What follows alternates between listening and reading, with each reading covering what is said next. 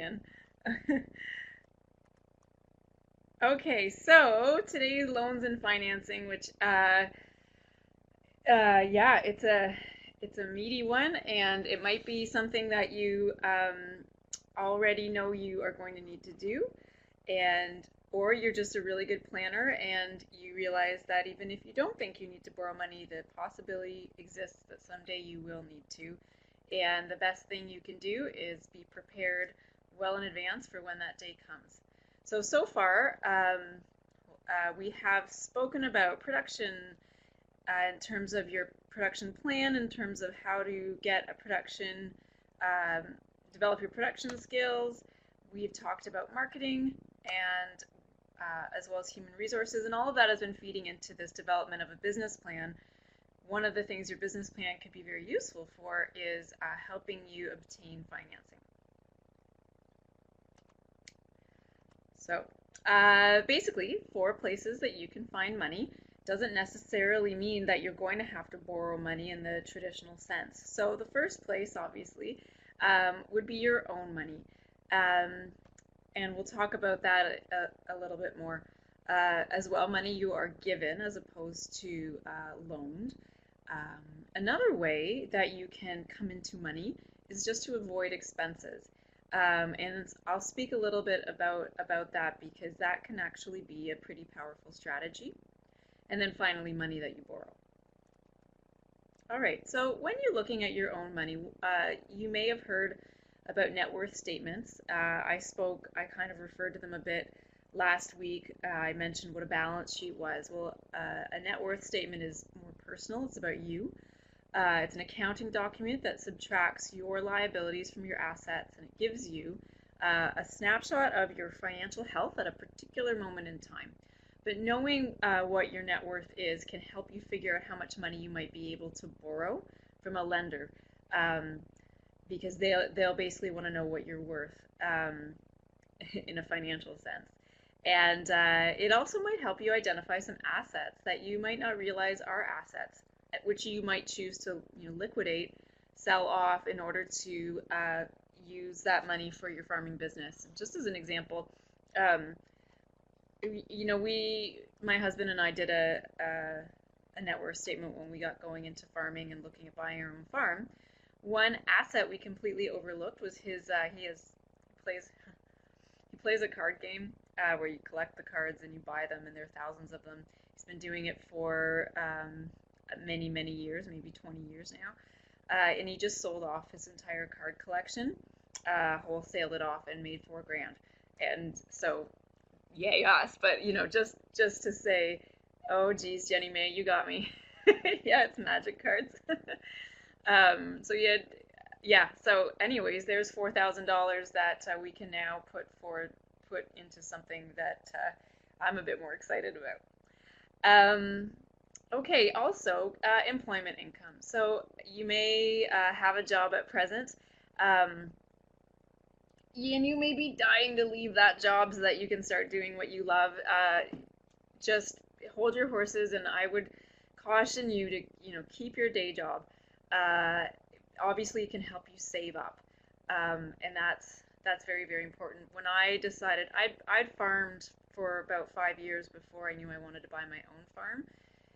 But it's pretty hard to get a mortgage when all you have, in your employment history is a bunch of farms that you worked on, that not earning a whole bunch of money.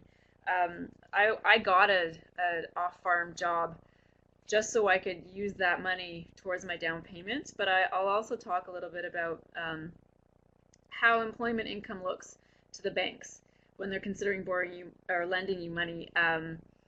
They feel a lot more comfortable when there's employment income coming in, and not all employment income is the same. If you have contract work, or you've only been working at a job for a short amount of time, or you're self-employed, that is not very reassuring to the banks. What they really love to see is a job you've held for a very long time, because it gives them the security of knowing that you're going to have money in the future to pay off your mortgage or whatever it is. So if you are in the position where you've got a nice stable job, try to hang on to that as long as possible.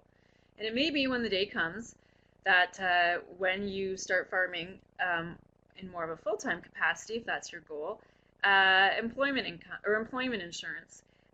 You can't plan to get EI, but maybe you can if it's contract work and you expect to be laid off.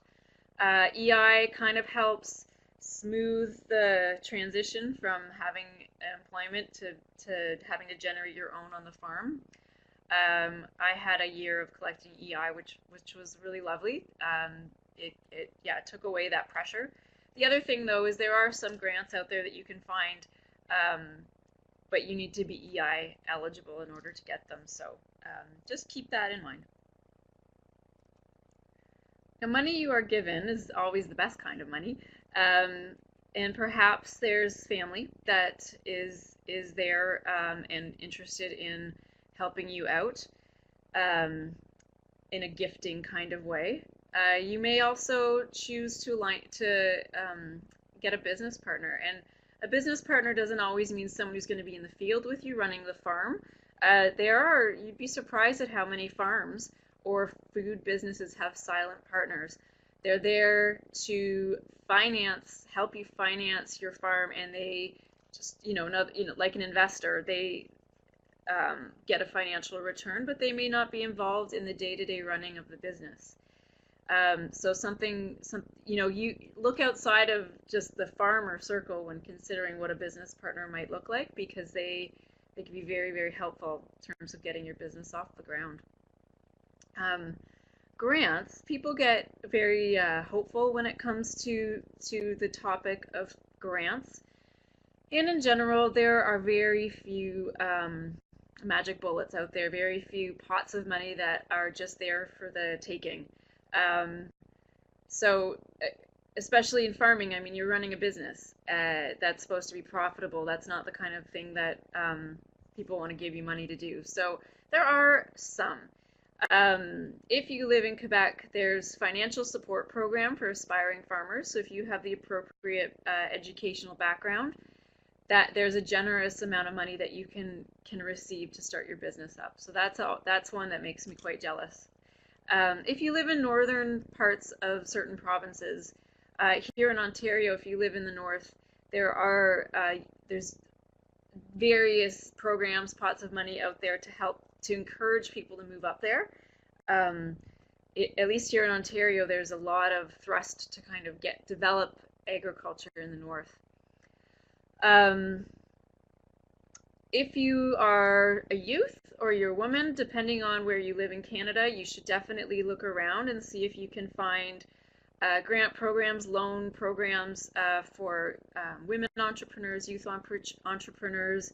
Depending on where you live, there's sometimes programs out there for you. And then you may also want to look into, if you're going to be employing people, employment grants, especially youth and summer students. There's usually some funding you can potentially be applicable for in terms of employment grants. Now, let's see. And I'm going to also talk about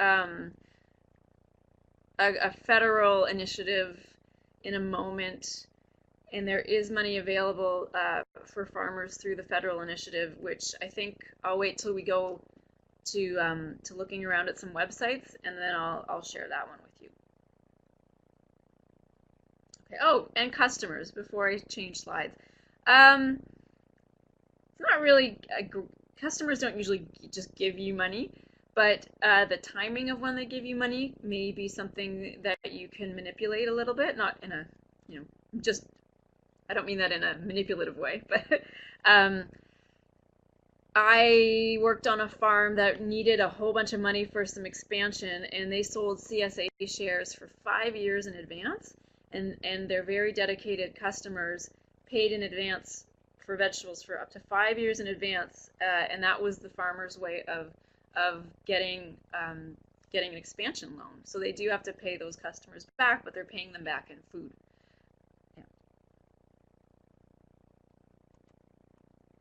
Okay, expenses that you avoid. A penny saved is a penny earned, or at least a penny not borrowed. wait for the deals, wait for the sales. If you know that you're going to farm, then and you just don't have the land yet, but you know you're going to farm, you can you don't have to start with the land. There's lots of things that you could go and keep an eye out for right away, because there's certain things that you don't want to have to buy new, or buy at full price. Everything from wheelbarrows, which cost a lot of money, but they go on sale, to greenhouses, which cost a lot of money, but if you can get a used one, they cost a tenth of the cost of a new one. So a friend of mine bought his combine before he bought his farm because he found the right one, that kind of thing. So keep your eye out, and you can start anytime. Buying used is definitely, especially in agriculture, there's very few times when you really do need something new. Tractors, for example, incredibly expensive, but usually very well made, and they last a long time. Buying in bulk, if you know other farmers, this is something that I do up in my kind of farming community, but we can buy potting mix in bulk. Maybe you want to buy seeds in bulk, that kind of thing. You never know.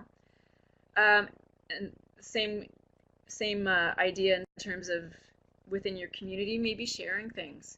So we do this to a fairly large extent with other farmers in my area. We don't own our own four-wheeled tractor. We rent. We have a rental agreement with our neighbors to use their tractor. But I've also co-purchased. One example is a chainsaw. We co-own a chainsaw with our neighbor. So we put in the money for that together and we share it. So farming you can really dig yourself into a big, deep hole where you need so much stuff, but you don't use that stuff all the time. And so think of other ways that you can access those tools without actually having to buy each one yourself. Deferring unnecessary costs. This is a really, really important strategy that I think is super important to keep top of mind. So as you're doing your production plans and you come up with the shopping list of all the things you're going to need, beside all of those things, write a timeline. Like, when do I need them? When do I really need them? Because you could maybe avoid going into debt if you can just delay when certain things are purchased. So I'm going to give you an example in a moment of a farmer who did that, just to paint a better picture for you. Of course, leasing as either an avenue to purchasing or just always leasing is something else that you can do. And consider custom work. Another way that we get around not having a four-wheel tractor is the fact that everybody on my road has 3 tractors, and they can only drive one at a time, right? So you can use their machinery, but you can also sometimes hire the driver as well. So we cut about half our pasture. We mow it in the spring every year. Would take me forever with a bush hog, but our neighbor has a crop chopper and a much more powerful tractor and can do it in a fraction of the time, so we pay him to do it. Okay, so Fertile Ground CSA is run by Angie Cook, and she is a market gardener here in Ontario. She lives in a part of the province here where farms are about $1 million or more, and she only needs a few acres because she's a vegetable grower. And she's full-time, employs a few people on her farm. It's a great market garden, and she's running a very successful business. And she's managed to avoid shelling out a ton of cash in some really smart ways. One is she can't afford $1 million farm, and she doesn't need $1 million farm. But she found a farmer who was happy to just cut out a few acres of production and rent them to her. And incidentally, on a $1 million farm, the per acre rental cost is maybe about $100. It could be as little as 50 and as much as 200.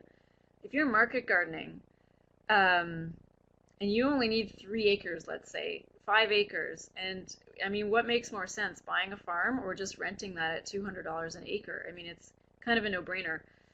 So she rented her land and then commuted to her farm. So she had an apartment in town and then commuted. There was a vacant farmhouse that was being rented out on the property, and after several years, it came up for rent, and now she lives on the farm in that house. She she didn't buy a truck right away, even though she goes to farmers markets. No, sorry, John, thank you. 200 a year. Yeah. Yeah, that was, sorry, my that rental quote was 200 a year at most. Um, Now, yeah, in terms of a delivery vehicle, she had a station wagon and she put a hitch on it and a little trailer for that. And then anything that she couldn't fit, she just paid one of her customers who had an SUV to pick up the remainder of her produce and take it to market for her. And she did that for quite a long time before she bought a delivery van and upgraded her trailer. Um, as far as her tractor was concerned, the first year she farmed, she also didn't have a tractor. She rented one. And that gave her a good sense of what she liked and did not like in a tractor before she bought her own. Same goes with land. If you're just getting into farming, um, you know, you might find that after a couple years you have a much better idea of what you need in a farm. And if you go right out and buy the farm right away, you'll likely have a few regrets. It's almost, inevitable. So if you can lease first, you'll learn a lot. Something else that Angie did. So she's a market gardener. She needed a greenhouse to start all of her transplants in the spring, rather than buy her own. She rented greenhouse space in a friend's greenhouse and just paid her by the tray. To have the other farmer take care of them and get them ready for her. And she did that for 7 years before she bought her own greenhouse. So again, just some ideas to get your brain around how can I defer costs until I really need to buy that thing. Okay, money you borrow. Okay, well, there's lots of different types of loans. Lots of different people willing to lend you money. So some of the ones that you may not have thought about, or let's just break them down a bit. Equipment leases. If you are going to buy something, consider leasing it instead, or using the dealer's financing programs is another. If you are going to buy it, dealers will usually finance things for you. Much better option than using a credit card. In general, too, as you may find that the way your cash flow works, you are going to hit a point in the year where you don't have enough money to cover your costs, and that's fine. But what are your options for getting through that time of year? Obviously a credit card is not what you want to use because the interest rates are astronomical. A line of credit is something that we use, and the interest rates are much lower, and so and you just pay it off in whatever way you can, as much as you can, whenever you want. So and if you have a job right now and don't intend to have employment as you start farming, I would recommend getting your line of credit now. Before I left my last job, I got a line of credit. And it was very easy because I had all this employment history, and the banks felt very comfortable with my capacity to repay. I don't know that they would have felt as comfortable once I started farming. Supplier accounts, so a lot of places where you obtain inputs for farming, you can get an account and you pay that off monthly or bi-monthly or what have you. So there's another place where you can, they're usually not too hard to get. Breeder and feeder associations. So with certain types of livestock, if you're thinking you're planning on buying a herd of cattle, there may actually be a lending body for that breed. So check that out. And then of course mortgages are very major type of loan, and we will address that separately. So what kind of lenders are out there? Of course, there's banks and credit unions. There's also some agricultural lenders, such as Farm Credit Canada and Agriculture Credit Corporation. And I'll just throw up their websites quickly, if I can remember how.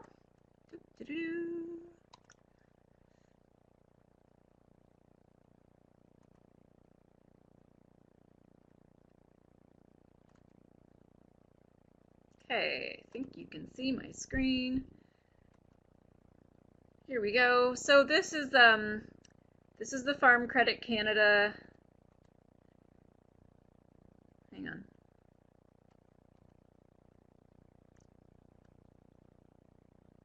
Usually I can see a chat box when I'm talking to you and I can't, but I feel pretty confident that you can see what I see. This is the Farm Credit Canada website. They have a lot of different loan packages. Ones for new farmers, which might be the most pertinent package that you might want to look into. There's also Agricultural Credit Corporation. Again, another, and these are both kind of, they're not as profit oriented as banks. So you may be able to find something very applicable and a bit more affordable. Oh, good, you can see it. And see, now I can see your chat box. Okay, great. So FCC, ACC, those are two. I'm going to mention this in a little while, but I'll just, since the website's here, I'll show it to you here. And take note of community futures organizations. So they're in every province, I think. What community futures organizations are? They're not-for-profit offices that provide small business services to people living in rural communities. And they may or may not deliver things like small business loans, training, tools, that kind of thing. So when you find yourself in the country, do see if there is a community futures organization in your area. Okay, enough of that for now. I'm going to get back to you.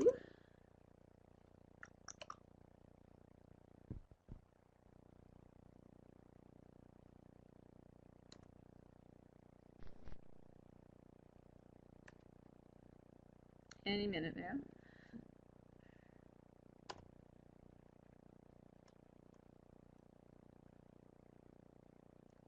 Yay, okay, here we are. Yeah, so I chatted about all of those, and then I'm going to show you Cala in a couple minutes, I guess. So that's the Canadian Agricultural Loans Act. I'm going to show you a couple of slides just about Cala. Okay, so and we'll go into some more non-traditional lenders as well. Regardless of who's going to be lending you money, things that you want to make sure that you have.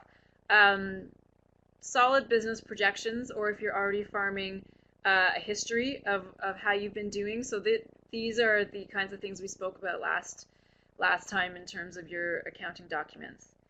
You're also going to want to have as much collateral as possible. So this is where you want to increase your net worth.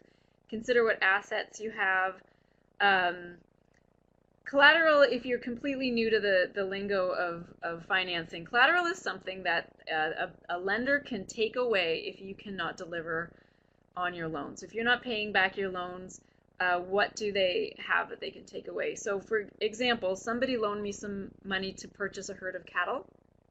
The cattle themselves are assets. They have a lot of value. So if I was not able to repay my loan, the lender at least knows that there's a herd of livestock there that are worth something. Cash flow. So, you know, basically that's, maybe I'll just mention the 3 C's of credit. And different places use different C's, but the 3 C's I use are capacity, credit, and collateral. So essentially, to say it a different way, when somebody lends you money, like a bank, they want to know what your capacity is, which is, you know, can the borrower repay?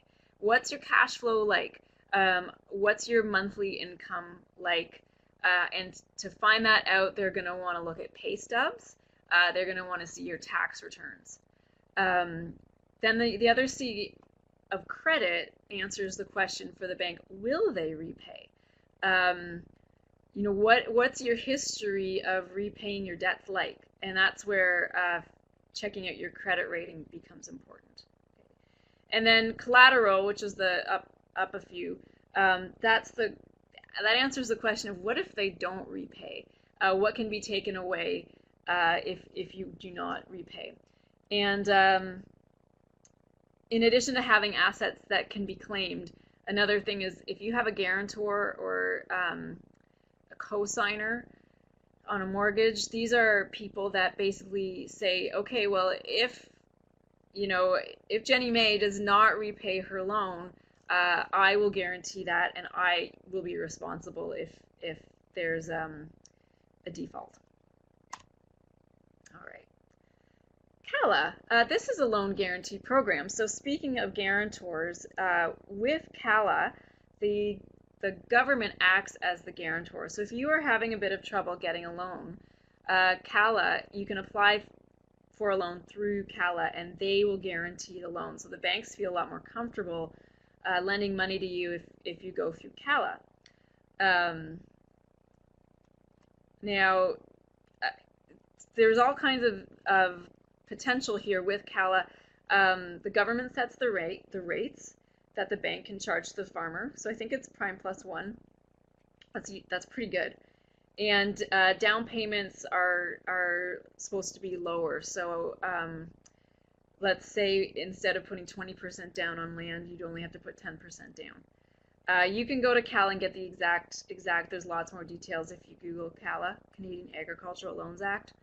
Now, if you're looking to use Cala to purchase land, you can borrow up to $500,000, or you can also use Cala for purchasing equipment, that kind of thing, and you can borrow up to $350,000. Has to be for farming. You can't buy it and then rent it out. And there's amortization periods of 15 years on land and 10 years on equipment. So you know what, Jeff? To be honest, I'm not too sure, but Cala goes with another loan that you would get from a bank. It's not a loan itself. And you are correct. It's not that much for land, but they will guarantee $500,000. That doesn't mean that's all you can borrow from whatever loan it is you're getting, but they will guarantee the $500,000. And it may be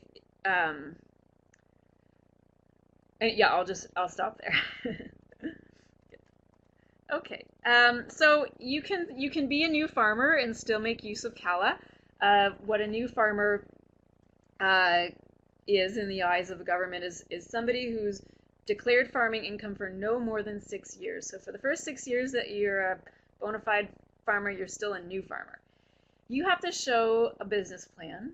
They'll want to know your projected revenue and expenses, have an understanding of your risks, your challenges, and they would like to see some form of revenue and expenses 1 to 2 years. And so this is where leasing land or maybe incubating, we're going to talk about that, ways that you can start generating income before you buy land becomes super important. And I'd also mentioned in the last webinar how important it is to show income, to show that you're successful, so that rather than trying to be sneaky and downplay your income, make sure you declare it all, sell as much as you can so that you look as successful as possible. All right, as far as, those are the more traditional lenders. I also just wanted to bring your attention to the slow money concept, if that's something that you've never heard of before. Slow money is a movement that was, I think it was born in the US, and it's around food and farming and this idea that everybody, or a lot of people, are interested in these things and they want to have food security and they want to live in a place where there's thriving, sustainable agriculture. And maybe the average person actually has a bit of money that they might want to put towards the development of these things because it will benefit them as well. So leveraging the shared interests of those in your community to fund farming and food businesses for the betterment of all. Do I have? Okay, so I'll just tell you a bit about how we've used slow money. Um, we were really, really fortunate to be put into contact with some folks who had money to invest. And hang on, there we go. Um, through FarmStart actually, and we needed $50,000 to launch our grass-fed beef enterprise because it was going on a new farm that we were leasing, but we had to put up all of the fencing plus buy the cattle. And we earned that entirely through loans from individuals who shared the same values as us. And some of them were customers that we had already, and some of them were not. They just were either not very knowledgeable or very interested in organic agriculture. And the terms are usually really favorable because the people investing the money are mostly doing it to support you. And instead of making a huge financial profit, they are seeing their returns in other ways. And they actually value the improvement of soil. They value locally produced and ecologically produced food. And so these are the paybacks for these people. And so our loans are typically, we have loans with about 4 people at anywhere from 3.5% to 4% interest, or 3 to 4% interest. In some of the arrangements, and you just draw up the arrangements based on what makes sense to everybody involved. In some of our arrangements, the principal can be repaid in food. In almost all of the arrangements, the first year we only have to pay back the interest because in the first year we're just kind of getting going. Yeah, so it's human to human. It's really it's a wonderful way for the community to be involved in supporting sustainable agriculture. And it's almost more stressful as a producer because you don't want to default on another human being, absolutely. So that's slow money. There are actually slow money clubs in North America, and they get together, they bring in presenters maybe once a quarter who are looking for money, and they'll do a presentation, and then any investor who's interested can connect with them that way. There's even lending clubs where groups of people pool their resources and invest as a unit. There's books written on slow money, there's conferences, so yeah, I definitely explore that concept if that's something you've never heard of. Some examples of that, Ruth Klassen, she's from Montfort Dairy, she's in Ontario here. She had begun a dairy, but was given a very short amount of notice to vacate the facility that she was subleasing in 2009. So what she did was she created cheese bonds. And she already had a relationship with several customers through farmers markets where she sold her cheese. And so she sold these cheese bonds. She sold about 1,000 of them at an average of $500 each. And the $500 was paid back in cheese as well as interest. So you're basically paying in advance for cheese, and you get a better deal on the cheese in return for doing that. And about a year later, Ruth was able to move into a $1 million processing plant. She got some grants from the government, but a lot of that money came just from these cheese bonds. Grazing Days is another example of somebody who connected right with human beings to finance their farm. So what Paul Slomp did, he needed a herd of cattle and didn't have the money to do it. So he sold $500 bonds with a 4% interest rate. And he basically just sent out an email to his friends and family, and he raised over $10,000 in just a few weeks by selling off these bonds. In the second year, he more than doubled the size of his farm, and he sold another $14,000 worth of bonds. So the lovely thing about this is it can connect with people who are not very, who don't have a ton of money, but still want to be able to support people. So you might not have, $100,000 that you're going to put into stocks in the stock market, but maybe you have $500 or $1,000 just sitting in your bank account not doing a whole lot. Well, to earn 4% is actually not that bad. Plus you get the added bonus of getting to support somebody like Paul. Okay, so we'll talk now a little bit more about farmland. So there's three types of loans that we can distinguish between as far as mortgages are concerned: agricultural, residential, and there's also something called a rural property loan. So generally, you would assume that if you're buying a farm, you're getting an agricultural loan, and that's where the bank will lend you what the farm is deemed to be worth, which is usually whatever it is you paid for it. So what you need to do to be able to get an agricultural loan is have a good agricultural business plan. And unfortunately, if you're doing something really wacky in the eyes of traditional agriculture, it's harder. Your business plan could be rock solid, but you need to have, or the lenders like Farm Credit Canada or Ag Credit Corporation, they need history to see how successful your industry has been in the past. So if you're doing something very unconventional, even if you have a good plan, you may struggle still to get an agricultural mortgage. But if you have a business plan that they approve of, that's usually the most important thing. And of course, employment history or good collateral or a co-signer, all of those things always help. Now, with an agricultural mortgage, you need to put a down payment on your land of 25%. So if it's a $500,000 farm, your down payment is going to be $125,000. And a down payment cannot be borrowed. You have to have that in your pocket, ready to put down. With a residential mortgage, if you're struggling to get a farm or an agricultural mortgage because of your business plan, you can look at a residential mortgage. That's what we had to do because our business plan was turned down by an agricultural lender. But my husband and I both had jobs, and Nathan had had his for a very long time. And so we were able to secure a residential mortgage. Now, the down payment with a residential mortgage is usually only 5%. But it will be more if the farm costs more than $500,000. So you have to look up there's kind of new rules on that, but it's still going to be lower, generally speaking, than with an agricultural mortgage.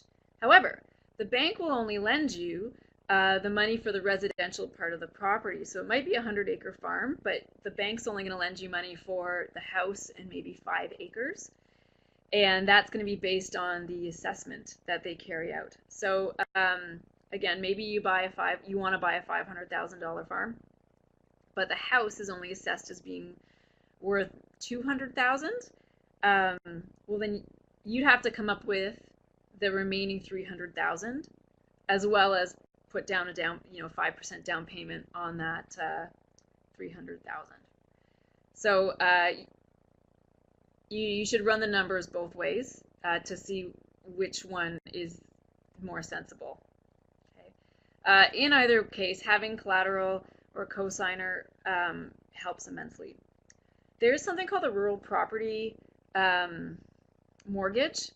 There's a lot of land out there that, it could be a 100-acre farm, that's fine. It could also be what's called a recreational property, which is something to look into if you're only buying a small amount of land.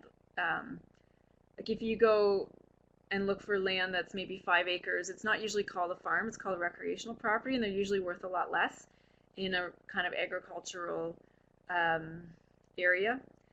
And so if you only need a few acres, don't necessarily buy a 100-acre farm. Check out recreational properties. But the idea behind a rural property mortgage is it's kind of a blend between the two, where you'll get finance for the whole thing, but at more of a residential property down payment. So it's intended for people who are buying agricultural land for non-farming purposes, just because they have the money and they want a nice piece of land.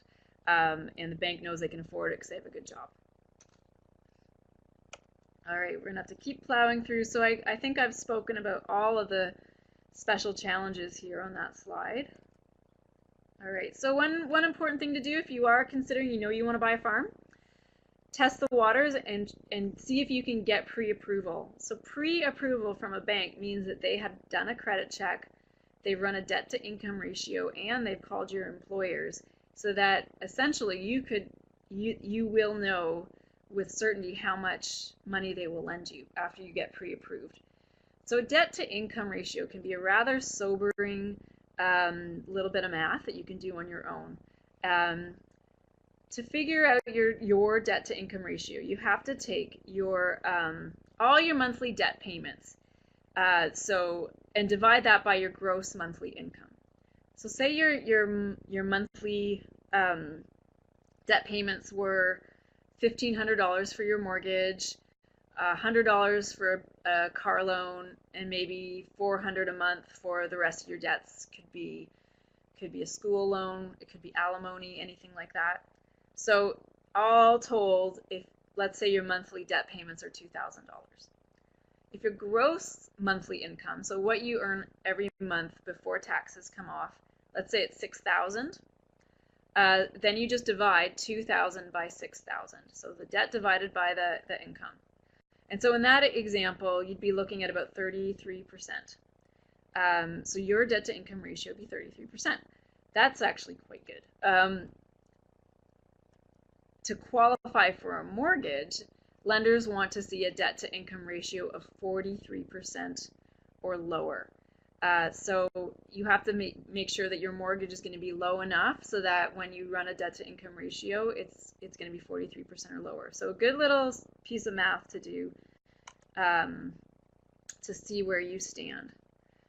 If you need to get creative because you've realized that, oh wow, buying a farm is maybe not in the cards, at least in the traditional way, there are some alternative real estate agreements out there that you can look at. I'm going to show you on the FarmLINK website in a minute some information on those. There are easements. Now there's not a lot of concrete examples of this, but there are, what you can do with a farm is put an easement on it, which basically puts a condition on that piece of land for basically the rest of time. So usually if an easement is put on a piece of farm, it's saying that it cannot be developed. And so if somebody's had a family farm in their name for their whole lives, or family farm for generations, they don't want to see it get developed, they might put an easement on it. That farm is now probably worth a lot less money because there's no development pressure raising the price. But you might be able to buy a farm that has an easement on it for less money. You may also be able to, there are some farms that have easements on them where tenant farmers farm that land. And then there's a lot of potential for getting creative, working together with other people. I call Mennonite style farming the idea of co-purchasing a farm with a bunch of people, big farmhouse that can be duplexed or triplexed. Agrominiums is the idea that maybe there's multiple dwellings on a farm. The problem there is that usually zoning policies try to make that impossible, so it can be very difficult to build multiple dwellings on one piece of land. Buying land cooperatively is something that definitely merits exploration.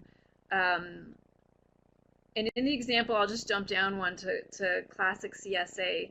A classic CSA, which stands for Community Supported Agriculture, is where everybody in the CSA actually is part of a cooperative that purchases the land. And so, why should the farmer alone have to bear the extraordinary cost of farmland, and then essentially be dirt poor? And this idea is that a whole bunch of people take that on together. So,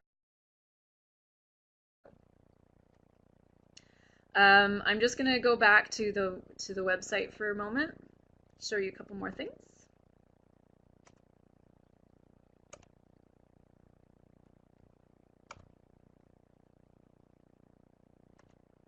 Okay, that's the slowmoney.org. That's the Slow Money website. This is Farm Folk City Folk. They, I believe, are out in BC, but if you want to learn more about farmland trusts, you can check them out. Haven't mentioned FIRA yet, so I won't go into that just yet.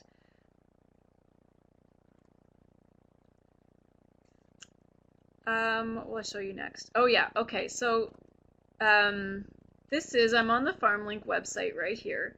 And if I go into, again, the resources, and I go down to resource database, this is the business section, and this is one of the resources in the business section. This is a document explaining the option to purchase and right of first refusal. These are some untraditional kind of land tenure arrangements that you can have that don't look like a traditional farm purchase agreement, that can buy you a bit of leeway in terms of how you might buy your land. So rather than go into that today, I'll just direct you to the FarmLINK site, and you can research that on your own. I also had mentioned, well, just while we're on the FarmLINK website, we're also going to chat now about what if you buying a farm, no matter how creative you get, is just not going to be in the cards, or you're just getting into farming, you're not, you don't think it's something to do right away. What else could you do to access land? If you go to the matchmaker page in FarmLINK,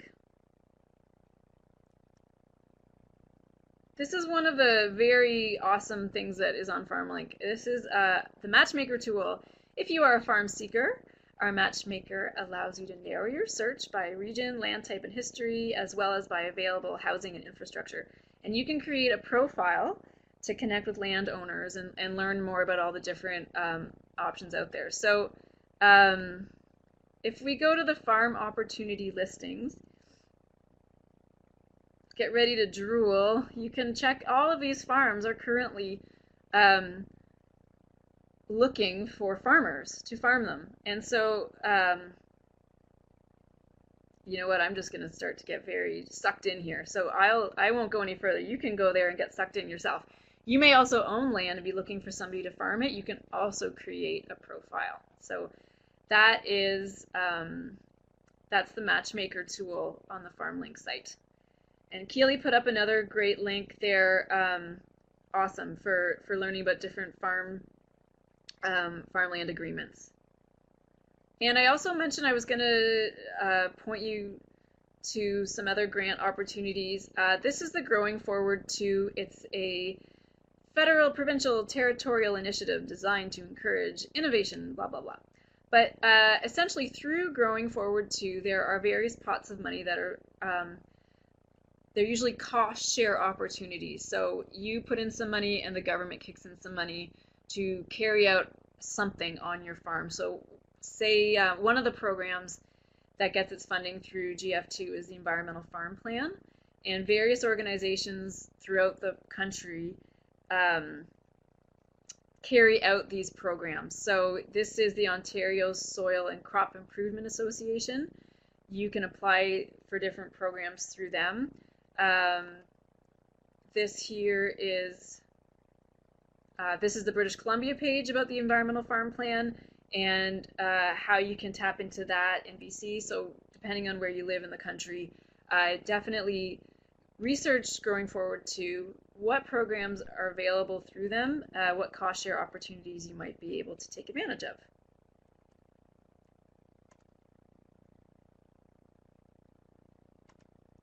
Okay.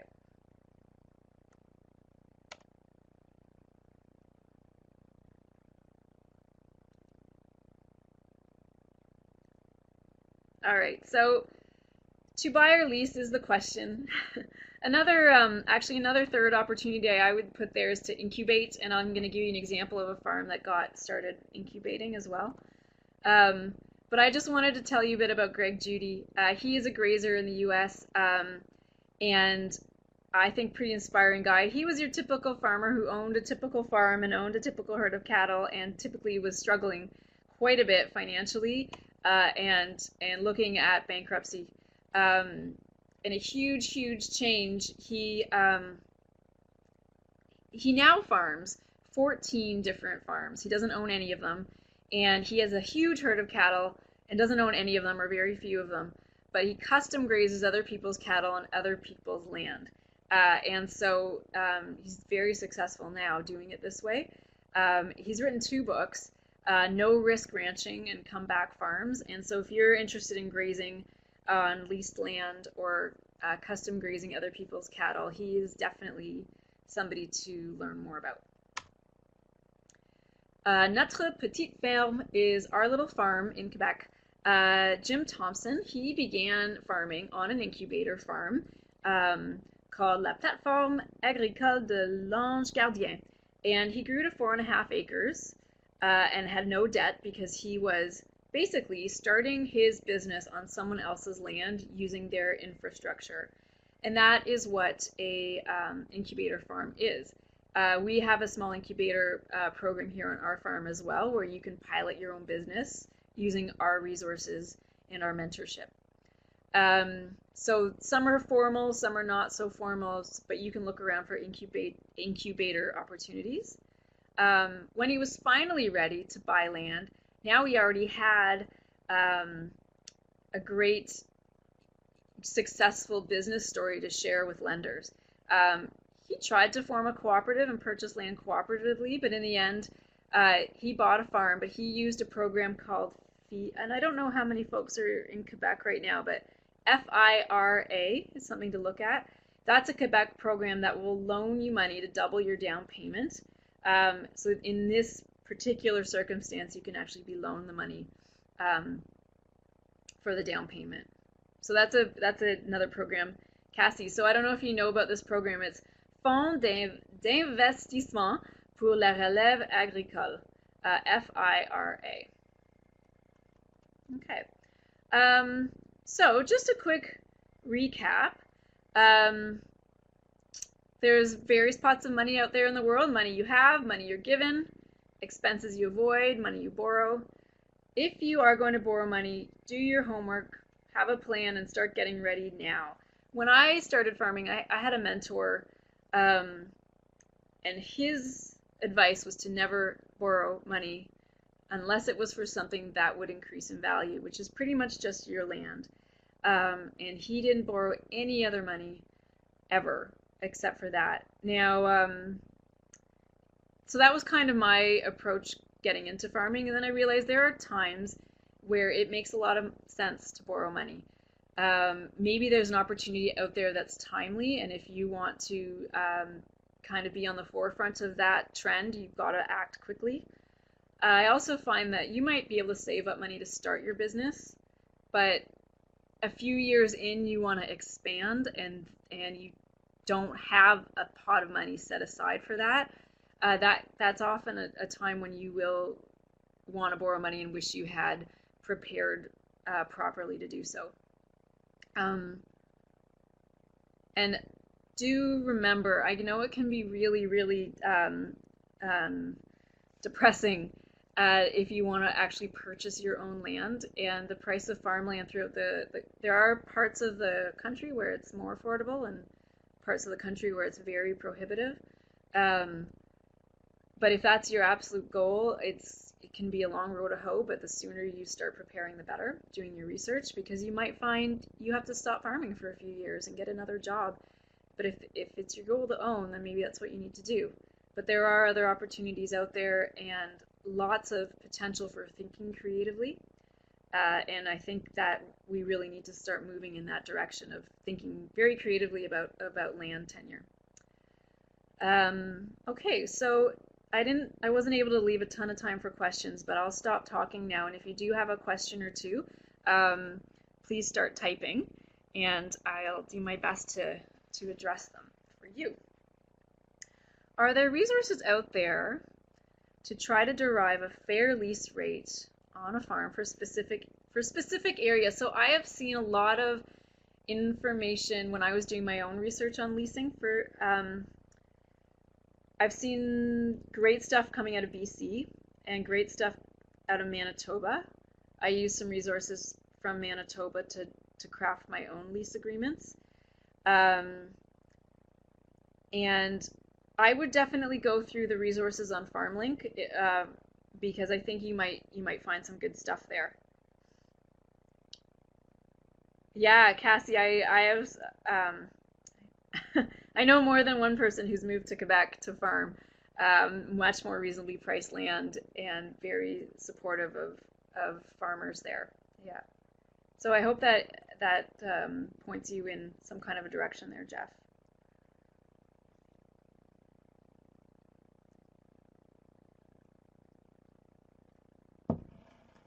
How about the market prices? Like what land is costing right now? It's a big country, very big country. So for lease, yeah. One of the questions is what you'll be using land for, and it's variable. It changes with the market price, like where land, depending on how expensive land is to purchase in your area, will affect how expensive it is to lease. And different types of land will cost more or less to lease as well. So 200 might be cheap in one area and expensive in another. We pay, I think it's about, where I live, where farm prices are moderate, for pasture land, which is not as good as cropland, it should be only about $50 to $75 an acre for pasture. But if you were looking to cash crop, you'd be looking at 200 an acre. Now, something quickly I should share with you. Often farmland owners will be happy to rent you land at no cost, because if they're not farming it, they're losing out on something called the Farm Property Class Tax Rate Program. If you're farming your land, you qualify for a massive tax rebate on your property taxes.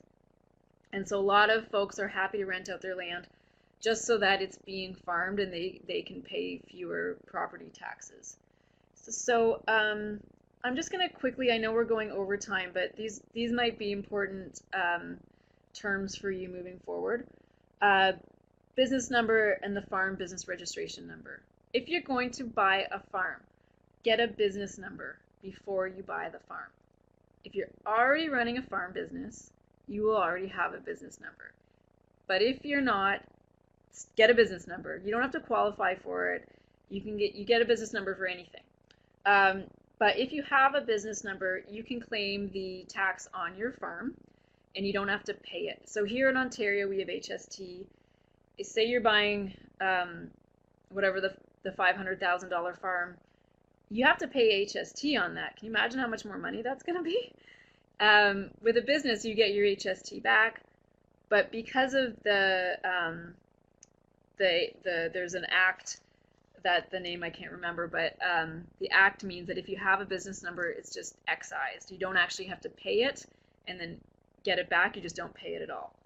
So that's a good thing to have. Get that business number. The other one, the farm business registration number. When you earn over $7,000 as a farm, now you can claim HST. You can claim it, so you get all of the tax you spend on your business expenses back, but also it qualifies you for that farm property class tax rate program. So meaning that on your land you'll qualify for a huge tax rebate. So I just wanted to make sure that you learn the jargon. And yes, you can get a business number without a current working farm. Yeah, go to this, I think it's the CRA if you want to get a business number. You get a business number for pretty much anything. We just started a daycare. We have a business number, of course. So yeah. Any last questions?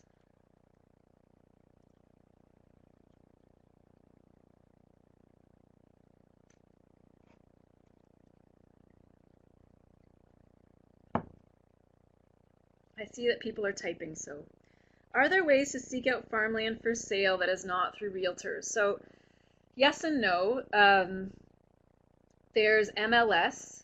I don't even think it's called MLS anymore, but if you go to mls.ca, that's how you find farm listings associated with a realtor.